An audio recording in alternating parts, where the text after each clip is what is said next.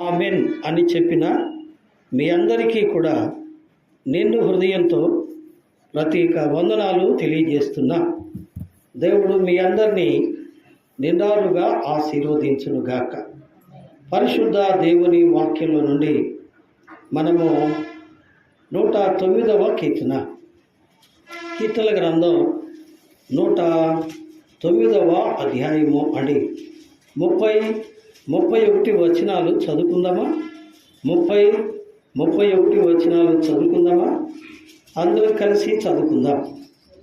నా నోటితో నేను యెహోవాకు కృతజ్ఞతాస్తుతులు మెండుగా చెల్లించెదను. అనేకుల మధ్యను నేను ఆయనను స్తుతించెదను. దరిద్రుని ప్రాణమును విమర్శకు లోబరుచు వారి చేతిలో నుండి అతని రక్షించుటకై యెహోవా అతని కుడి ప్రక్కన నిలుచున్నాడు. ఈ వాక్య భాగమును దేవుడు మన వినికిడిలో ఆశీర్వదించునుగాక. చదవబడిన ఈ లేఖన భాగము ఒక ప్రవచనము. ఈ కీర్తన భక్తుడును దావీదు కీర్తన. ప్రియులారా, ఈ కీర్తన దావీదు కీర్తన. అందుకనే దావీదు దేవునిని మెండుగా కృతజ్ఞతాస్తుతులు చెల్లిస్తాను అంటున్నాడు. ఎందుకు అంటే దానికి ఒక కారణం చెప్తున్నాడు. ప్రభువును మనం ఆరాధించాలి, ప్రభువును మనం స్తుతించాలి. స్తుతించడానికి, ఘనపరచడానికి ఒక కారణాన్ని కూడా ఇక్కడ చెప్తున్నాడు. ఏమిటా కారణము అంటే చూడండి, 31వ వచనం.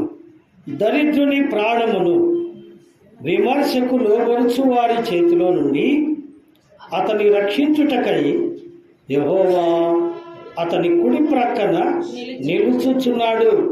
విన్నరా? ఇక్కడ ఒక సందర్భం కనబడుతోంది. ఒక సందర్భం. ఇక్కడ ఎవరున్నారు? విమర్శకు లోబరుచువారు ఉన్నారు. విమర్శకు లోబరుచువారు ఎవరిని? దరిద్రుని. అంతేకాదు, ఆ విమర్శకు లోబరుచువారి ఎదుట ఇద్దరు వ్యక్తులు ఉన్నారు. విమర్శకు లోబరుచువారి ఎదుట అంటే విమర్శకు లోబరుచువారు అంటే న్యాయము తీర్చువారు.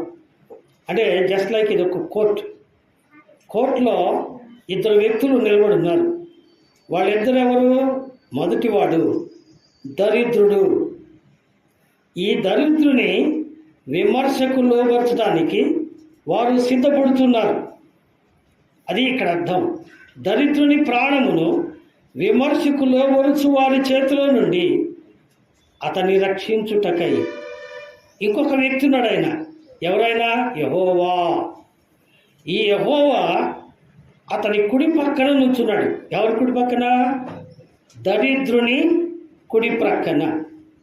గమనించాలి, దరిద్రుని కుడి పక్కన. ఎడం వైపు దరిద్రుడు ఉన్నాడు, కుడి పక్కన ఎవరున్నారండి? యెహోవా ఉన్నాడు. ఈయన కుడి పక్కన ఎందుకున్నాడు అంటే విమర్శకు లోబరుచు వారి చేతిలో నుండి అతన్ని ఏం చేయాలంట? రక్షించాలి. ఏమండి? He want to protect him. అతన్ని రక్షించాలని ఆయన యొక్క ఉద్దేశం. ఇది ప్రవచనం. ప్రియులారా, ఇది ప్రవచనం. రెండవది నిదర్శనం కూడా ఉంది. రెండవది నిదర్శనము. మూడవది ఏంటంటే ప్రియులారా ఉపమానము. మూడవది ఏంటండి? ఉపమానం. గుర్తుపెట్టుకోండి. ఒకటి ప్రవచనం, ఇప్పుడు మనం చదివింది అదే. రెండవది మనం చదవబోయేది నిదర్శనము. ఏంటండి నిదర్శనం అంటే? నిజ దర్శనము. రెండవది. మూడవది ఏంటండి? ఉపమానము. మూడవ దాని గురించి కూడా మనం చెప్పుకుందాం. గమనించండి, ఇక్కడ దరిద్రుని ప్రాణమును. ఇంతకీ ఈ దరిద్రుడు ఎవరు? దావీదు. చూడండి, ఇదే అధ్యాయము 22వ వచనం మొదటి లైన్ ఏమంటున్నాడు? నేను దరిద్రుడను, నేను దీన దరిద్రుడను, నా హృదయం నాలో గుచ్చబడి ఉన్నది అన్నాడు. ఎటువంటి వాడట? నేను దీన దరిద్రుడను. అంటే నేను దీనుడను దరిద్రుడను. అంటే దావీదు తన్ను తాను ఏమని చెప్పుకున్నాడు? దరిద్రుడిని అని చెప్పుకున్నాడు. దరిద్రుడు అంటే ఏమండి? ఏ హ్యావ్ నథింగ్. అర్థమైందండి? దరిద్రుడు అంటే అర్థం ఏంటి? అతని దగ్గర ఏమీ లేదు, అతనికి ఏ సహాయమో లేదు, అతనికి ఏ రక్షణ లేదు. ఈ మాటలు మీరు గమనించాలి. 86వ కీర్తన మొదటి వచనాన్ని కూడా చదవండి. 86వ కీర్తన మొదటి వచనం ఏమంటాడు దావీదు? నేను దీనుడను దరిద్రుడను. చాలు. ఏమంటాడండి? దావీదు తను తాను చెప్పుకుంటున్నాడు, నేను దీనుడను దరిద్రుడను. అంటే దావీదు ఏమీ లేనోడా? దావీదు ఏమీ లేనోడా? దావీదు చక్రవర్తి. ఏమండి? ఒకప్పుడు కింగ్ డేవిడ్ అంటారు. He was a great ruler కదండి. 40 సంవత్సరాలు ఇశ్రాయేలు దేశాన్ని ఏలిన గొప్ప చక్రవర్తి ఆయన కదండి. గొప్ప చక్రవర్తి. ఇప్పటికీ కూడా ఆయన సింహాసనము స్థిరపరచబడి ఉన్నదని బైబిల్ చెప్తుంది. ఏమండి? అటువంటి మహాచక్రవర్తి ఏమన్నాడు? నేను దీనుడను, నేను దరిద్రుడును. ఏమండి? దీనుడు అంటే ఎందుకు పనికిరానుడని, దరిద్రుడు అంటే ఏమీ లేనివాడు అని. నిజమే ప్రియులారా, ఇదొక అర్థం.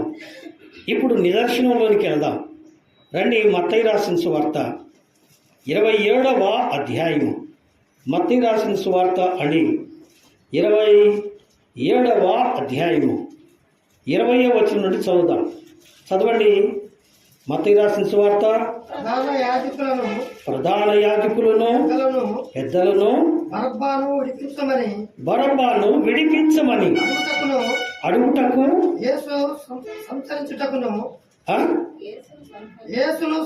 యేసును సంహరించుటకును జన సమూహములను ప్రేరేపించిరి. చదువు. అధిపతి ఈ ఇద్దరిలో నేను ఎవరిని విడుదల చేయవలను చాలు. ఏమండి? ఇక్కడ ఎంతమంది ఉన్నారు? ఈ ఇద్దరిలో మొదటి వారు ఎవరు? Barabbas, the first one. అంటే లెఫ్ట్ సైడ్ ఉన్న వ్యక్తి ఎవరు చెప్పండి? బరబ్బా. రైట్ సైడ్ ఉన్న వ్యక్తి ఎవరు చెప్పండి? యేసు. అధిపతులు, శాస్త్రులు, పరిసయ్యులు, ప్రధాన యాజకులు వీళ్ళందరి ప్లాన్ ఏంటంటే బరబ్బను విడుదల చేయించాలి, యేసును సిలువ వేయించి చంపాలి. వాళ్ళ ఉద్దేశం అది. కానీ ప్రియులారా, పిలాతు అడుగుతున్నాడు. పిలాతు న్యాయాధిపతి. ఏమండి? న్యాయము తీర్చు సింహాసనం మీద కూర్చున్న న్యాయాధిపతి. పిలాతు అడుగుతున్నాడు, ఇదేంటి బరబ్బను విడుదల చేసి యేసును సిలువ వేయమంటున్నారు? యేసు ఏం తప్పు చేశాడు? ఆయనలో ఏ నేరము నాకు కనబడలేదు, ఆయనలో ఏ దోషము నాకు కనబడలేదు. ఆయన ఎందుకు సిలువ వేయాలి అంటే వాళ్ళు ఏమంటున్నారు? ఏం చెప్పే మాటలు వాళ్ళు పట్టించుకోవట్లా. ఏమన్నారు? ఒకే మాట అంటున్నారు, సంహరించము, సిలువ వేయము, బరబ్బను మాకు విడిచిపెట్టుము. వాళ్ళ స్లోగన్ అదే. ఏం చేయాలట? యేసును సిలువ వేయాలి. చెప్పండి. బరబ్బను విడుదల చేయాలి. యేసు ఎవరు? యేసు ఎవరు? ఏమండి? నిజమే, మనం కొన్ని మాటలు జ్ఞాపకం చేసుకోవాలి. లూకాసు వార్త 1వ అధ్యాయము తీయక్కర్లేదు రండి.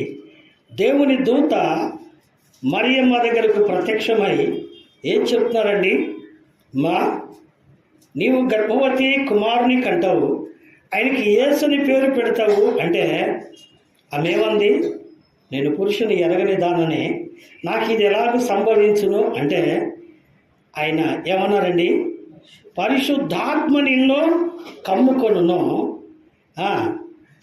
పరిశుద్ధాత్మ దేవుడే నీలోనికి వచ్చి శిశువుగా జన్మిస్తాడు గనుక ఆ శిశువు పరిశుద్ధుడనబడును అన్నాడు కదా. అంటే ఆయన పుట్టుకతో ఏమైనాడు? పరిశుద్ధుడు. That means holy. పరిశుద్ధుడు. పరిశుద్ధుడు అంటే పాపము లేనివాడు. పాపము లేనివాడు. ఆయన జన్మముతో పరిశుద్ధుడు కదండి.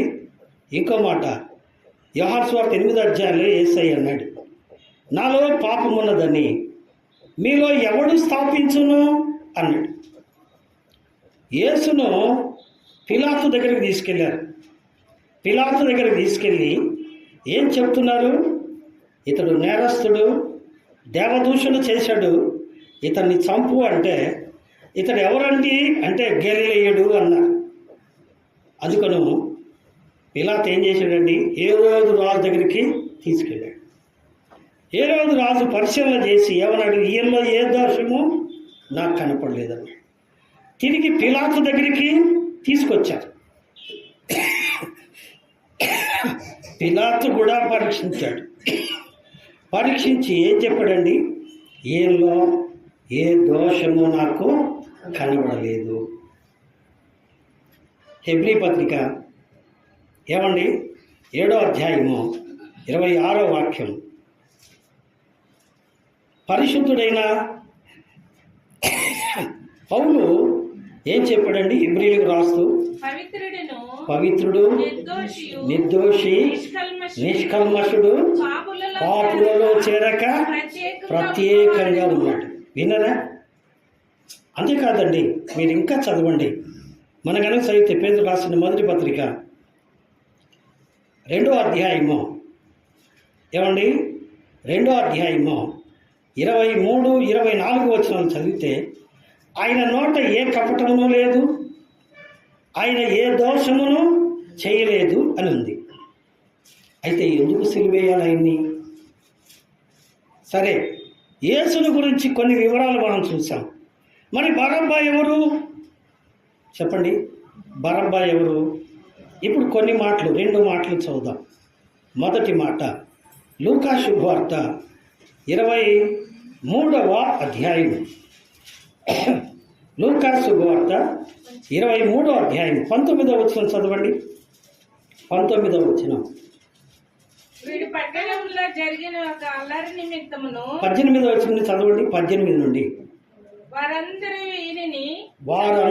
వీనిని చంపివేసి మాకు బరబ్బను విడుదల చేయమని ఏకగ్రీవంగా కేకలు వేసిరి. వీడు పట్టణంలో జరిగిన ఒక అల్లరి నిమిత్తము నరహత్య నిమిత్తము చెరసాలలో వేయబడిన వాడు. గమనించండి, పట్టణంలో ఒక అల్లరి చేసినవాడు, నరహత్య చేసినవాడు. ఇతడు అల్లరి చేసేవాడు, నరహత్య చేసేవాడు. ఇంకో మాట గమనించండి, దేవుని వాక్యంలో మనం చూస్తే యోహాను సువార్త 18వ అధ్యాయము 40వ వచనం ఏమనుంది అక్కడ? చదవండి. యోహాను సువార్త 18వ అధ్యాయము 40వ వచనం. ఈ బరబ్బా ఎవరట? బందిపోటు దొంగ. అలాగే ఉందండి అక్కడ. ఏమండి? అలాగే ఉందా? ఈ బరబ్బా చదవమ్మా. ఈ బరబ్బా ఎవరట? బందిపోటు దొంగ. ఇంతకీ బరబ్బా ఎవరు? బందిపోటు దొంగ. బందిపోటు, రెండవది దొంగ, మూడవది నరహంతకుడు, నాలుగవది జనులను అల్లరి చేసేవాడు. ఎన్ని అవలక్షణాలు చూసారా? ఏమండి? అందుకనే దేవుడు ఇతనిని ఒక్క మాటతో చూపించాడు, దరిద్రుడు. వాడు ఒక దరిద్రుడా? వాడు అల్లరి చేసేవాడు, వాడు హత్యలు చేసేవాడు, వాడు మోసాలు చేసేవాడు, వాడు అబద్ధాలు చెప్పేవాడు, తాగి తిరిగేవాడు. అన్ని మోసాలు వాళ్ళలోనే ఉన్నాయిరా కదండి. నిజమే ప్రియులారా. ప్రవచనంలో వాడిన మాట దరిద్రుడు. ఏమండి? నిజస్వరూపంలో వాడిన మాట ఏం చెప్పండి? బరబ్బా అనేవాడు బందిపోటు దొంగ, నరహంతకుడు. ప్రజలను అల్లరి చేయువాడు, మోసం చేయువాడు, దోచుకునేవాడు కూడా. వీడు పట్టణంలో దూరి ధనవంతుల ఇళ్లలో చేరి దోచుకునే దొంగ. యేసు ప్రభు కాలంలో ఇతని స్లోగన్ ఏంటంటే, యూదుల రాజ్యం రావాలి, రోమా రాజ్యం పతనం కావాలి. ఈ స్లోగన్ ముసుగులో ప్రజలను దోచుకునే దుర్మార్గుడు. ఇతనికి ఒక బంటు కూడా ఉన్నాడు. ఆ బంటు పేరు చెప్తే విచిత్రంగా ఉంటుంది. ఆ బంటు ఎవరో తెలుసా అండి? ఇస్కరియోతు యోధ. బరబ్బా స్నేహితుడు ఇస్కరియోతు యోధ. కానీ బరబ్బా చేసే అల్లరి, బరబ్బా చేసే దొంగతనం వలన యూదుల రాజ్యం రాదని అతడు ఏం చేశాడు? మార్పు చెంది, అంటే పద్ధతి మార్చుకొని యేసును అనుసరించడం ప్రారంభించాడు. ఎందుకట? యూదుల రాజ్యం రావాలి, రోమా సామ్రాజ్యాన్ని నాశనం చేయాలి. ఇతని రాజకీయ ప్రయోజనం కోసం యేసును వెంబడించిన ఒక దొంగ ఎవరండి? ఇస్కరియోతు యోధ. ఇప్పుడు గమనించండి, ఎడమవైపున ఉన్నవాడు ఎవరు చెప్పండి? బరబ్బా, బందిపోటు దొంగ. ఏమండి? నరహంతకుడు, ప్రజలను దోచుకునేవాడు, దుర్మార్గుడు. కుడి ప్రక్కన ఉన్నవారు ఎవరండి? యెహోవా అనగా క్రీస్తు. ఈయనలో ఏ దోషము లేదు, అందరూ చెప్తున్నారు. పిలాతు చెప్పాడు, హేరోదు చెప్పాడు, ప్రవచనాలు చెప్పినాయి. తను ఆయనే చెప్పాడు, నాలో పాపముందని మీలో ఎవడు చెప్పగలడు అని. ఏ పాపము లేని ఆయన్ని చంపమంటున్నారు వాళ్ళు. పాపి అయిన దుర్మార్గుడైన వాడిని విడిచిపెట్టమంటున్నాడు. ఎవరు వాళ్ళు చెప్పండి? ఏమండి? ప్రధాన యాజకులు, పెద్దలు, నాయకులు. ఏమండి? ఇది రాజకీయం. రాజకీయం అంతే మోసమే, దగ్గనే, నీతి లేదు. నిజమే ప్రియులారా. అలాగైతే మూడో మాట ఏంటండి? ఉపమానము. ఎవరు చెప్పండి? ఉపమానము. దేవుని వాక్యంలో కొరింథీయులకు రాసిన పత్రిక చదువుదాం. కొరింథీయులకు రాసిన పత్రిక 2వ కొరింథీ 5వ అధ్యాయం కదూ. 2వ కొరింథీ 5వ అధ్యాయము. మనమందరము క్రీస్తు న్యాయపీఠము ఎదుట ఏమండి నిలవబడవలసి ఉన్నది. చూడండి 9-10 వచనాలు. 5వ అధ్యాయము. కావున దేహమందున్నను దేహమును విడిచినను ఆయనకి ఇష్టలమై ఉండవలని మిగులు అపేక్షించుచున్నాము. ఎందుకనగా తాను జరిగించిన క్రియల చొప్పున అవి మంచివైనను సరే, చెడ్డవైనను సరే, దేహముతో జరిగించిన వాటి ఫలమును ప్రతివాడు పొందునట్టు మనమందరము క్రీస్తు న్యాయపీఠము ఎదుట ప్రత్యక్షము కావు. న్యాయపీఠం ఎదుట ఉన్నాం. ఎక్కడున్నాం చెప్పండి? న్యాయపీఠం ఎదుట. మనం ఎక్కడున్నాం? దరిద్రుని స్థానంలో ఉన్నాం. బరబ్బా ఏ స్థానంలో ఉన్నాడో ఆ స్థానంలో మనం ఉన్నాం. అయితే క్రీస్తు ఎక్కడున్నాడు చెప్పండి? క్రీస్తు ఎక్కడున్నాడు? రండి, రోమీలకు రాసిన పత్రిక అండి 8వ అధ్యాయము. రోమా పత్రిక 8వ అధ్యాయము. చాలా ఆలస్యమైంది, అయినా త్వరగా ముగించేస్తాను. రోమా పత్రిక 8వ అధ్యాయము. 8వ అధ్యాయము చూడండి 33వ వచనం. దేవుని పేత ఏర్పరచబడిన వారి మీద నేరం మోపువాడెవడు? నీతిమంతులుగా తీర్చువాడు దేవుడే. శిక్ష విధించువాడెవడు? చనిపోయిన క్రీస్తు యేసే. అంతేకాదు, మృతులలో నుండి లేచిన వాడును, దేవుని కుడిపార్శ్వమున ఉన్నవాడును, మన కొరకు విజ్ఞాపనము కూడా చేయువాడును. ఏం చేస్తున్నాడు చెప్పండి? దేవుని కుడిపక్కన న్యాయపీఠం ఎదుట నిలబడి మన కోసం ఏం చేస్తున్నాడు? విజ్ఞాపన. వీళ్ళు అబద్ధాలు ఆడారు, అవునయ్య, వాళ్ళ అబద్ధాల కోసం నేను మూతి మీద దెబ్బలు తిన్నానయ్యా. వీళ్ళు శరీర కార్యాలు చేశారు. ఎస్, వాళ్ళ శరీరాల కార్యాల కోసం నా ఒళ్ళంతా కరుణాలతో చేర్చుకున్నానయ్యా. వీరు ధనమును దోచుకున్నారు. అందుకే వారి కోసమే నేను దరిద్రుడిని అయిపోయానయ్యా. వీరు నరహంతకులై మనుషులను చంపారు, అందుకే వారి నిమిత్తము నేను సిలువలో మరణించాను, వారిని క్షమించుము అని తండ్రి కుడిపార్శ్వమున చేరి ఏం చేస్తున్నాడండి? మన కొరకు విజ్ఞాపన చేస్తున్నారు. ఒకటి ప్రవచనం, రెండు నిదర్శనం, మూడవది ఉపమానం. నిజమే ప్రియులారా, నాడు దేవుడు ప్రవచన రీతిగా దావీదు ద్వారా చెప్పబడిన మాట పొంతి పిలాతు కోర్టులో బరబ్బను రక్షించిన క్రీస్తు యేసు రూపంలో నెరవేరింది. బరబ్బా దొంగ, బరబ్బా నరహంతకుడు. వాస్తవానికి యేసు భుజాన ఉన్న సిలువ ఎవరిది చెప్పండి? బరబ్బది. ఎవరిదండి? బరబ్బది. ఆ రోజు ముగ్గురిని పట్టుకున్నారు. ఏమండి? డిస్మాస్ అని ఇంకో వ్యక్తి ఉన్నాడు, అతని పేరు గుర్తులేదు. ముగ్గురు దొంగలు.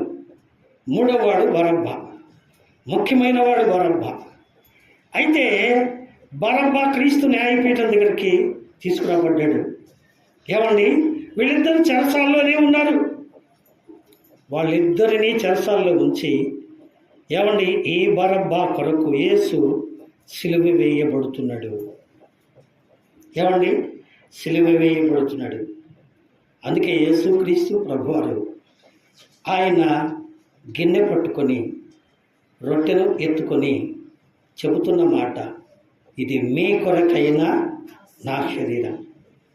ఎందుకంటే వాస్తవానికి మీ చెడు మాటలను బట్టి మీ మూతి పగలగొట్టాలి, కానీ వాస్తవానికి ఏమండి ప్రధాన యాజకుల యొక్క కోర్టులో యేసు ప్రభువారి ముఖాన ఏం చేశారండి?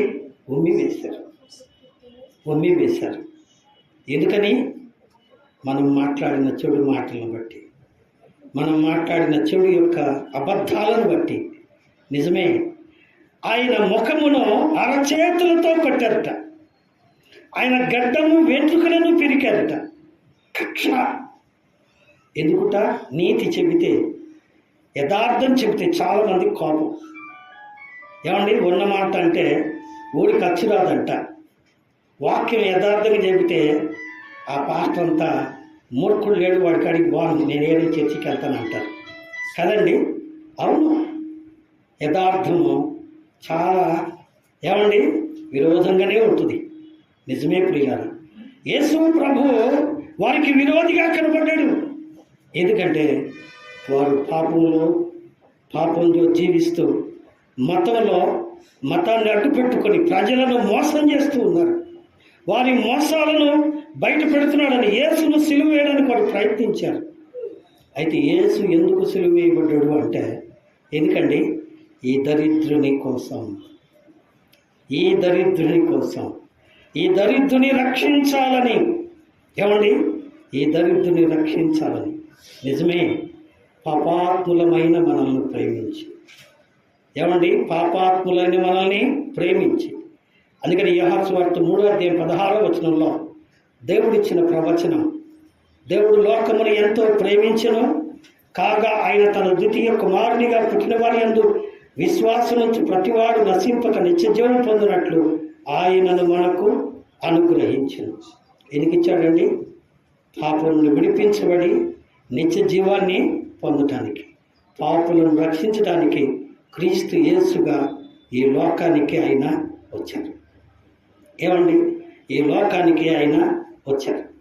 కొలసీ పత్రిక 3వ అధ్యాయము, ప్రియులారా కొలసీ రాసిన పత్రిక 3వ అధ్యాయము మనం చదువుకుంటూ పోతే ఏమండి అక్కడ ఉంది, ఆయన మన శాపమై ఉండి మనలను శాపము నుండి విడిపించెను. గలతీ పత్రిక 3:14 కదండి, కొలసీ కాదు, గలతీ పత్రిక 3:14 కదండి. నిజమే, ఆయన మన శాపమై ఉండి. పుట్టినట్లు ఏముందండి? ఆయన శాపగ్రాహి అయ్యను. ఏమైందంట? వాస్తవానికి శాపగ్రస్తులు ఎవరు?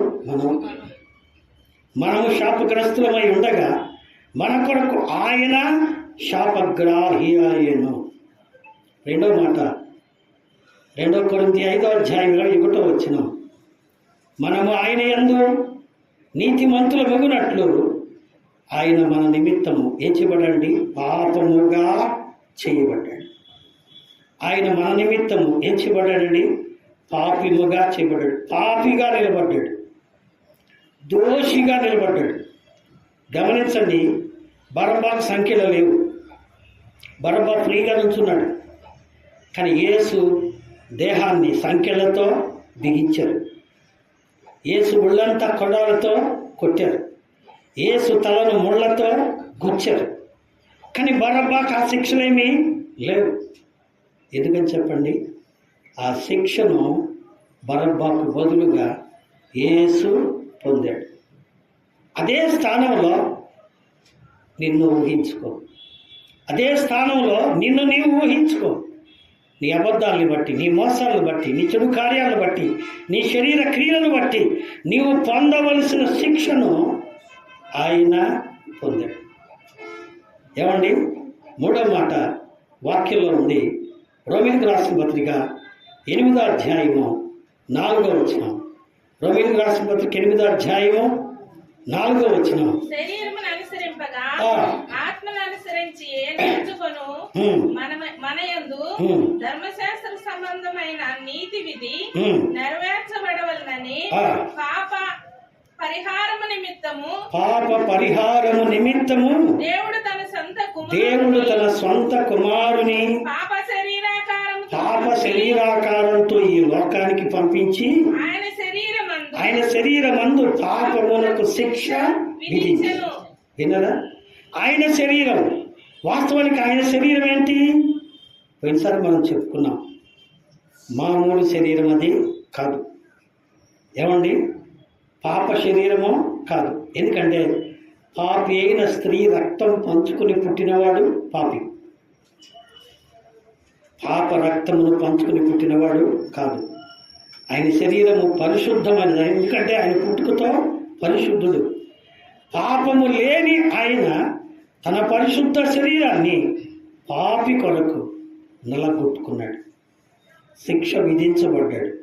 ఆయన శరీరమందు పాపమునకు శిక్ష విధించబడెను. ఎవరి కోసం? మనకై యేసు మరణించే, మన పాపముల కొరకే నిత్య జీవమునిచ్చుటకే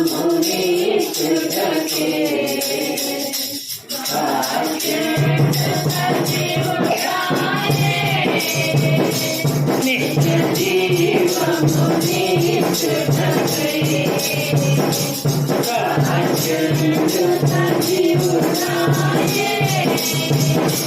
గోరిల్లా వల్లే తాపితిని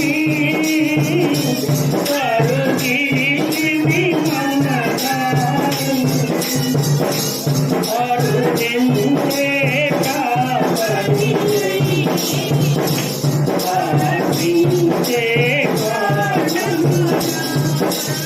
మనకై మరణించే, మన పాపముల కొరకే